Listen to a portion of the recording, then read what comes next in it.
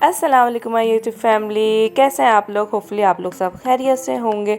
तो फ्रेंड्स, आज kitchen with सना मनाजिर में बनने वाला है मज़ेदार सा बीफ पुलाव। तो चलते हैं रेसिपी की तरफ। सबसे पहले एक देगची में मैंने 3 गिलास पानी डाला, फिर उसमें मैंने तकरीबन 1 पाव बीफ का गोश्त डाला। फिर हम उसमें 1 साबुत लहसुन और 1 साबुत प्याज डालेंगे और फिर सारे साबुत गरम मसाले डाल देंगे।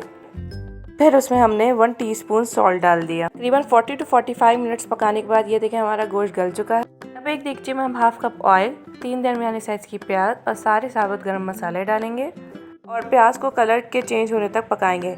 अब ये देखें हमारे प्याज का कलर चेंज हो चुका है। अब इसमें हम तकरीबन 1.5 टेबल स्पून भर के लहसुन अदरक का पेस्ट डालेंगे।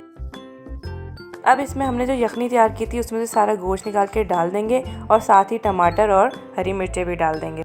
अब इसमें हम 1 पिंच ऑफ जावित्री, 1 टीस्पून सॉल्ट और हाफ टीस्पून गरम मसाला पाउडर डालेंगे। हमने जो अपनी यखनी में गार्लिक डाली थी उसका सारा पल्प निकाल के डालेंगे। इससे पुलाव की खुशबू बहुत ही मज़े की आती है। अब मैंने इसमें तकरीबन 1 टेबल स्पून भर के शान का पुलाव बिरयानी मसाला डाला है। ये ऑप्शनल है, अगर आप डालना चाहेंगे डाल दें, इससे आपका फ्लेवर और इन्हेंस हो।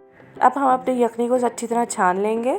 जब हमारी यखनी अच्छे से उबल जाएगी तो फिर इसमें हम चावल डाल देंगे। डालने के बाद अब हम अपने फिंगर से अंदाज़ा करेंगे कि हमारी यखनी ज़्यादा तो नहीं है, हमारी यखनी बस 1 इंच होनी चाहिए। जब चावलों का पानी ड्राई हो जाएगा तो फिर इसमें हम फ्राई अनियन डालेंगे।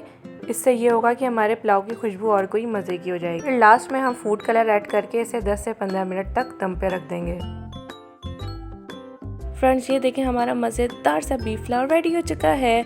आप लोगों के मुंह में भी पानी आ गया ना, तो फिक्र नॉट, आज ही ये रेसिपी ट्राई करें और मुझे कमेंट सेक्शन में ज़रूर बताइएगा कि आपको ये रेसिपी कैसी लगी। अपना ख्याल रखें, दुआ में याद रखें। अल्लाह हाफ़िज़।